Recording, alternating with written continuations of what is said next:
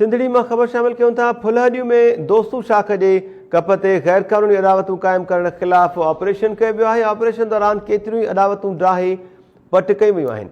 इन जा तफ़सील वठूं था टाइम न्यूज़ जे रिपोर्टर असद शर खां। असद, छा तफ़सील आहिनि?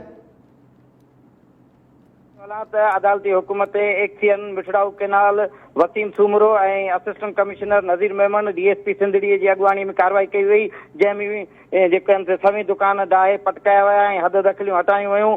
उन मौके ते इन्हनि जो चवणु हो त जेको आहे सो अदालती हुकुम जे बावजूद काफ़ी दफ़ा नोटिस ॾियण जे बावजूद भी सरकारी जगहनि ते जेको आहे सो कब्ज़ा कया विया हुआ इरिगेशन के खाते जी ज़मीनुनि ते, जंहिंखे हटाइण लाइ अदालती हुकुम ते असां कार्रवाई करे रहिया आहियूं। जी महताब। असद शहर, मेहरबानी तफ़सील ॾियण जे लाइ।